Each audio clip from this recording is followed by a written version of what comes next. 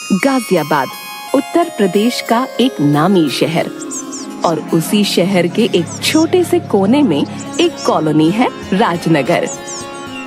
राजनगर काफी भीड़ भाड़ वाली कॉलोनी है और वहाँ अलग अलग धर्म के लोग एक साथ रहते हैं।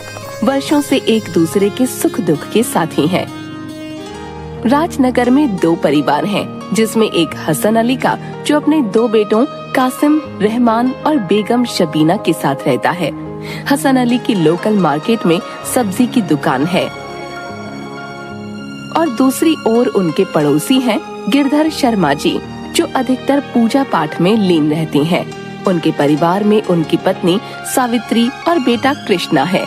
गिरधर शर्मा भी उसी मार्केट में दूध की डेयरी का काम करते हैं। कासिम और कृष्णा दोनों साथ में ही एक क्लास में पढ़ते हैं और दोनों काफी अच्छे दोस्त भी हैं। एक दिन मार्केट में हसन अली दुकान पर सब्जियां लगा रहा होता है। तभी उसका बेटा कासिम और कृष्णा स्कूल ड्रेस में दुकान पर। अब्बू, ये रहा आपका खाना। अम्मी ने कहा है टाइम से खा लीजिएगा। हाँ बेटा, ठीक है, खा लूंगा। चाचा, कैसे हैं आप? अरे कृष्णा बेटा, अच्छा हूँ, बहुत अच्छा हूँ। तुम लोगों की पढ़ाई कैसी चल रही है? बहुत बढ़िया चल रही है चाचा। खुदा हाफिज अब्बू। खुदा हाफिज बेटा। उसके बाद दोनों स्कूल की तरफ निकल जाते हैं। एक दिन घर की अपनी अपनी छत पर शबीना और सावित्री मिलकर चावल की पापड़ी बना रहे थे। अरे दीदी, अगर आपने मुझे पापड़ी बनाना नहीं बताया होता तो मैं तो कभी सीख ही नहीं पाती।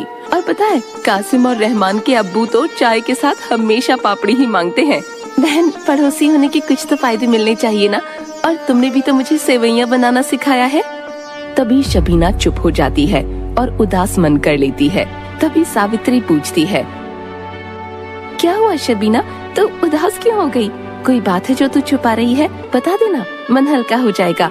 दीदी, पता नहीं बतानी चाहिए या नहीं, पर मन नहीं मान रहा। कल कासिम के अब्बू को उनके मोबाइल में मैसेज आया जिसमें हिंदुओं के बारे में अनाप शनाप लिखा था। तू फिक्र मत कर, कुछ शरारती लोग हर जगह होते हैं जो हिंदुओं को मुसलमानों के खिलाफ और मुसलमानों को हिंदुओं के खिलाफ भड़काते रहते हैं। तुम भाई साहब को बोलना कि ऐसे लोगों से दूरी बनाकर रखें। हमारे हिंदुस्तान से खूबसूरत और सुरक्षित देश कोई नहीं है। कोई नहीं निकाल सकता किसी को यहाँ से, समझी? ज्यादा मत सोच, हिंदुस्तान हमारा है। दोनों मुस्कुराती हैं और पापड़ी बनाने में जुट जाती हैं। अगले दिन सुबह। अरे हसन भाई, कैसी चल रही है दुकानदारी? अब तो ग्राहक चलने लगे हैं। भाईजान, ये कोरोना थमे तो ग्राहक भी चले। अभी तो मंदा ही चल रहा है सब। मास्क पहनते पहनते कान की डायरेक्शन चेंज हो गई है।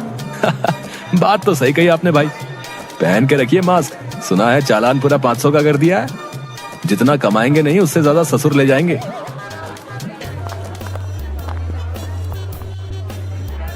अरे क्या बातें हो रही हैं शर्मा जी? अरे कुछ नहीं पांडे जी, इंतजार चल रहा है ग्राहक का, और कुछ नहीं। अच्छा, ठीक है, मास्क पहन के रखा कीजिए, सेहत के लिए अच्छा रहेगा और आपकी जेब के लिए भी। और हाँ, दुकान 5 बजे तक बढ़ा दीजिएगा। शहर का माहौल कुछ ठीक नहीं चल रहा, ठीक है? और मुड़कर हसन अली की तरफ देखता हुआ, हसन भाई 2 किलो प्याज और 1 किलो टमाटर पैक कर देना। शाम को लेता जाऊंगा। चलता हूँ, ठीक है? शाम का वक्त है। गिरधर शर्मा जी पूजा कर रहे हैं और कृष्णा को उसकी माँ खाना खिला रही है। तभी गली से चीख पुकार की आवाज आती है। शर्मा जी भागते हुए बाहर आते हैं तो देखते हैं कि गली में कुछ भीड़ हाथों में डंडे और हथियार लिए जा रहे हैं। तभी शर्मा जी सारी बात अपनी पत्नी को बताते हैं। उधर हसन अली के घर पर जैसे ही टीवी ऑन करती हैं, तो न्यूज में दंगों की बात चल रही थी। सारे गाजियाबाद में पुलिस की तैनाती थी। कासिम के अब्बू, ये क्या हो रहा है? क्या जो बातें पहले हो रही थी वो सच तो नहीं? अरे बेगम, कैसी बातें कर रही हो? तुम फिक्र मत करो, सब ठीक हो जाएगा। रात के वक्त गिरिधर और हसन अली घर की छत पर। अरे हसन भाई, ये क्या हो रहा है शहर में? कुछ समझ नहीं आ रहा। भाईजान, अब अपने देश में ऐसे हालात पैदा हो गए हैं, न जाने किसकी नजर लग गई है हमारे हिंदुस्तान को। अच्छा हसन भाई, कोई जरूरत हो तो बताना, और हो सके तो घर के बाहर मत निकलना। राम राम। जी भाईजान, आप लोग भी अपना ख्याल रखिएगा, अल्लाह हिफाजत करे। तभी रात के वक्त कुछ अनजान लोगों की भीड़ हसन अली के घर के बाहर इकट्ठी हो जाती है और दरवाजा खटखटाने लगते हैं। खोलो दरवाजा, खोलो। सब लोग डर जाते हैं। दरवाजा तोड़ दो। या किसका घर है ये? अल्लाह, अब क्या होगा? ये भीड़ न जाने क्या करेगी। कासिम, रहमान, कहाँ हो तुम लोग? घर के अंदर छुप जाओ। शबीना, डरो मत, मैं दरवाजा खोलता हूँ। आप मत खोलो दरवाजा, वो आपको और हमें मार डालेंगे। इतने में पीछे कासिम अपने फैंसी ड्रेस कंपटीशन की ड्रेस पहने हुए एक पंडित की वेशभूषा में आता है और कहता है, अम्मी, अब्बू, आप लोग छुप जाइए। और देखते ही देखते दरवाजा खोल देता है।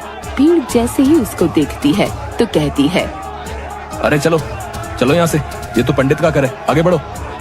सारी भीड़ वहाँ से आगे चली जाती है और हसन अली कासिम, रहमान और शबीना को गले से लगा लेता है।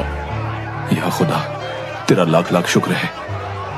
उसी रात को दूसरे पहर में अब कुछ और अनजान लोगों की भीड़ गिरधर शर्मा के घर पहुंच जाती है। दरवाजा तोड़ दो, किसका घर है ये? खोलो दरवाजा, खोलो। हे भगवान, दरवाजा तोड़ दो, क्या हो रहा है? किसका घर है ये? राम राम राम राम राम, मेरे बच्चों खोलो की दरवाजा, खोलो। और हमारी रक्षा करो ईश्वर। सावित्री और शर्मा जी बहुत घबरा जाते हैं। तभी कृष्णा अंदर जाकर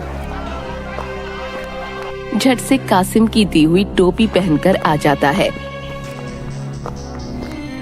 माँ, पिताजी, आप लोग दूसरे कमरे में चले जाइए, मैं दरवाजा खोलता हूँ।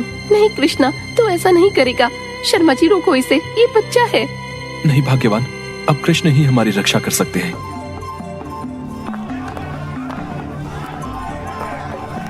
और कृष्णा जाकर दरवाजा खोलता है। भीड़ उसे देखकर, भाई लोग चलो, ये तो किसी मुस्लिम भाई का घर है, हमें गलत सूचना मिली है, चलो आगे बढ़ो। हाँ हाँ, चलो यहाँ से।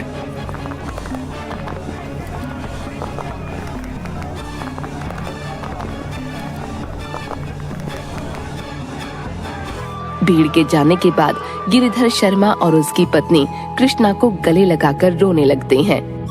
तभी थोड़ी देर में हसन अली और उसका परिवार गिरधर के घर उनकी खबर लेने आ पहुंचता है। अरे गिरधर भाई, आप सब लोग सही सलामत तो हो ना? हाँ हसन भाई, आज कृष्णा ने हमें मुस्लिम टोपी पहनकर बचा लिया, नहीं तो ये भीड़ हमें जान से मार देती। क्या? जब हमारे घर पर भीड़ ने हमला किया था तब कासिम ने हम लोगों को हिंदू बनकर बचाया।